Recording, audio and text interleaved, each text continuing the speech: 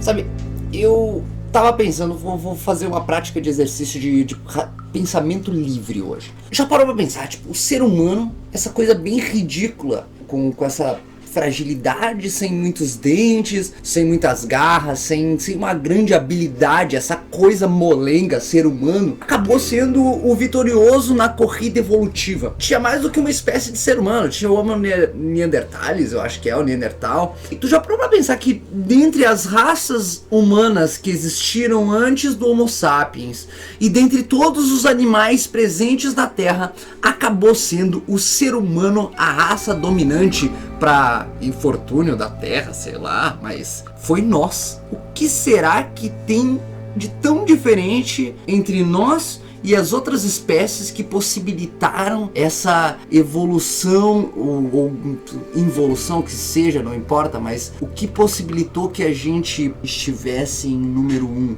que será que fez? Qual foi o nosso diferencial? Vamos raciocinar um pouco sobre isso.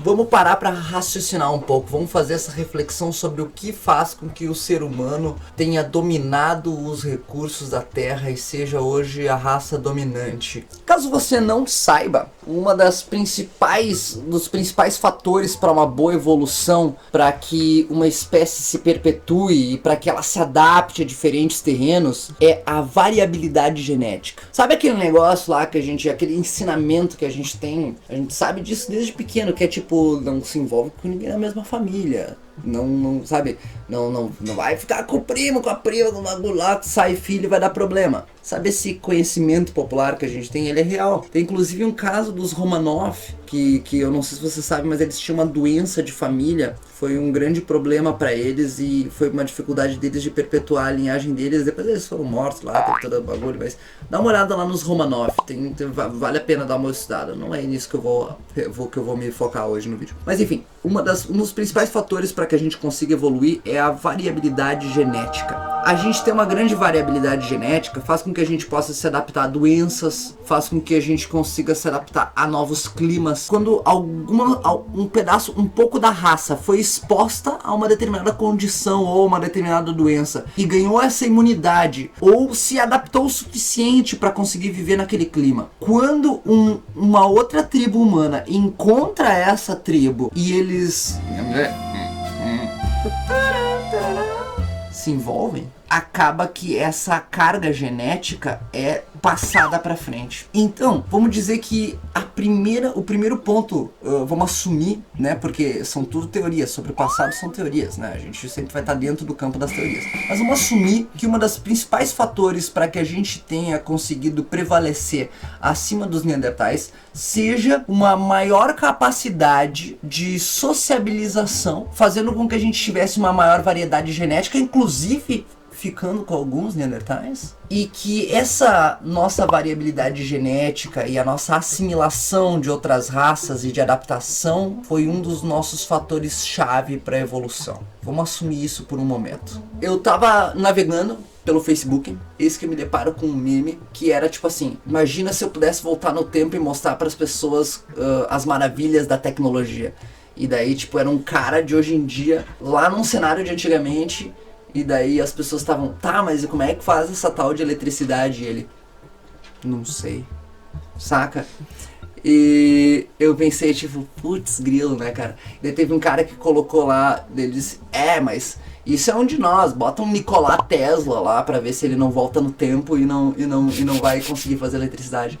Eu botei, Nikola Tesla não ia conseguir voltar no tempo e fazer eletricidade. Eu disse, porque eletricidade depende não é só do conhecimento elétrico, tu depende de tecnologias, ferramentas, tu depende da extração do ferro, do cobre, tu depende de determinadas, tipo, o que tu ia fazer com energia? Tu não tem uma lâmpada, como é que, sabe, tipo, ia ter que fazer o vidro, ia ter que fazer o bagulhinho de dentro, ia ter que fazer toda coisa que faz uma lâmpada, tu ia ter que fazer, tipo, todo o fio, ou tu ia fazer uma bateria, tu ia ter que fazer muita coisa, e isso depende de um trabalho humano muito grande. Até o conhecimento que o Tesla tinha sobre eletricidade é baseado num conhecimento agregado humano. Sabe aquilo lá, se eu fui mais longe porque eu tava em ombros de gigantes? É isso. o conhecimento, teve pessoas que a gente não imagina, teve macacos que um dia comeram um bagulho e morreram, e daí um outro macaco viu aquele e pensou, ih, não é bom comer. Tá ligado? Teve isso. Teve diversos conhecimentos que foram se agregando para formar o ser humano. O ser humano hoje, ele não é ele. Ele é esse aglomerado, esse fluxo, essa network. Ele é basicamente... A internet é um reflexo do ser humano, tu entende? É uma conexão de muitas mentes que formam um tecido real. A realidade virtual é muito parecida com a realidade real, saca? Tipo, ela é formada por diversos microconhecimentos que as pessoas vão colocando lá dentro. Na verdade, o ser humano social também é isso, entende? Hoje o mundo é tão complexo que um único ser humano não consegue extrair da natureza bruta absolutamente nada do que ele usa no seu dia a dia. Sabe? Para pra pensar nisso. Nem o teu lápis. O teu lápis vai precisar de uma determinada... Vai precisar da madeira, vai precisar, tipo, de ferramentas que esculpem essa madeira. As próprias ferramentas. Tu vai precisar de seres humanos que fazem essas ferramentas para que tu consiga fazer uma ferramenta. Para te fazer o lápis, tu vai precisar de ferramentas para fazer o lápis. E o lápis é uma ferramenta de escrita. Tu entende? Para te conseguir uma mínima coisa banal de hoje em dia, tu precisa de uma rede de seres humanos atrás de ti. A complexidade do que é o ser humano é a própria complexidade do grupo, não do indivíduo. Claro que o indivíduo é importante, é que nem a variabilidade genética, é a diferença entre várias ideias e vários pontos de vista que na verdade nos fazem ser foda. Hoje em dia, tipo, uma vacina só é feita rápida, ou uma tecnologia só evolui muito, porque tem diversos seres humanos com diversos pontos de vista trabalhando em cima disso. A grande questão não é excluir a ideia do individualismo, mas entender que o individualismo só faz sentido dentro de um conceito de grupo. O mais importante para o ser humano é entender que o cooperativismo é a maior força do homem. Sem cooperação a gente não é nada. Essa ideia de self-made man, é tipo o cara que se faz sozinho, é absurda. Eles vendem isso para vocês para que vocês possam correr por eles, entende? Dividir e conquistar. O ser humano que consegue fazer com que vários outros seres humanos façam coisas para ele coordenadamente é rico. Exemplo disso, Jeff Bezos da Amazon. Qual é a grande habilidade daquele ser humano se não gerir seres humanos para que possam cooperar? Às vezes nem é ele, às vezes ele só tem o poder suficiente para reunir as pessoas que podem fazer isso e ajudar ele a compreender uma coisa. Tem uma estratégia feita por várias cabeças. O poder do humano é o coletivo. E te vender a ideia de que não é o coletivo é só pra te enfraquecer. Tu só vai conseguir crescer quando tu mesmo conseguir gerir o coletivo. Entende? A sociedade como a gente conhece, a sociedade como nós conhecemos só é possível graças a uma extensa rede de colaboração entre pessoas do presente e do passado em pró de um futuro. Não existe um motivo para que a gente esteja sobre a face da Terra ou para que a gente esteja exercitando conhecimento ou desenvolvendo tecnologia se não seja para perpetuar a espécie humana. O nosso grande fator, a grande colaboração para a humanidade que a gente está fazendo é auxiliando na perpetuação da raça humana. Tudo que a gente fizer contrário a esse ideal de grupo quanto espécie é errado. Não tem nem sentido. Vamos sintetizar o finzinho aqui, vamos pro finzinho desse nosso raciocínio aqui, livre, meio viajado aí, que essa é a vibe, eu tava querendo, tipo, trazer mesmo, é um pensamento mesmo. Eu dei uma estudada no cara, Emil Durkheim, pai da sociologia, e ele tem um pensamento que é o seguinte, olha só. Pra ele, a moral e as leis, as normas sociais, são contrárias ao egoísmo, visto que o ser humano funciona através de um corpo social. Esse corpo social seria assim como o corpo biológico, formado por tecidos e funções de diferentes órgãos, células, enfim. E o bom funcionamento desse organismo ia depender de uma boa comunicação entre esses tecidos, entre esses órgãos. Seria a mesma forma que um tecido social é formado, através de uma boa comunicação entre os diferentes tecidos que formam o ser humano ou esse corpo social. Então o ponto que eu coloco é, a gente não pode ignorar o individualismo, até porque ele faz parte da equação de sucesso que forma o homem.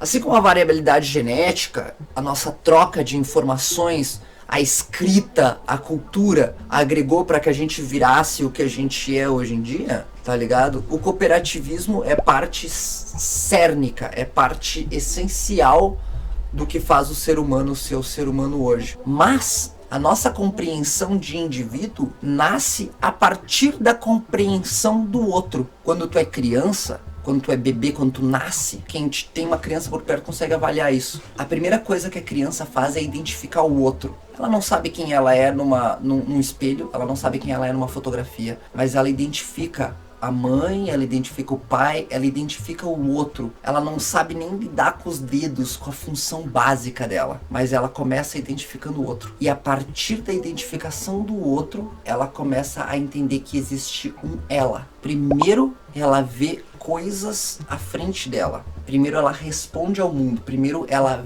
vê o outro. E depois de ver o outro, ela compreende a si. A própria definição de eu depende da existência do outro. Então a conclusão é: como a gente vai viver junto, já que a gente vai viver junto? O ser humano tá se polarizando, tá arrumando para pontos contrários, tá criando conflitos desnecessários. A grande questão deveria ser como a gente vai sobreviver quanto espécie, como a gente vai vencer os problemas que impossibilitam a vida humana de progredir. O ponto principal é inegável que um dos pilares psicológicos da modernidade, da fundação do que é ser humano, é a compreensão do eu e dos deveres e direitos que formam a fundação da sociedade e das responsabilidades individuais. Isso é a base do ser moderno, não falando mais do que nos trouxe até aqui como ser humano evolutivo, como Homo sapiens sapiens. A grande questão é que a individualidade tem que existir, desde que haja a compreensão de que a autonomia não existe. A autonomia livre, a liberdade 100% irrestrita, tudo isso não existe. A venda dessa ideia para nós de que isso é possível é que é bom para algumas pessoas. Esses valores, esses dois valores, o conceito de individualidade e cooperação, cooperativismo, sociedade, senso do eu quanto espécie, esses dois valores precisam estar equilibrados para que a gente possa caminhar e acreditar num futuro possível,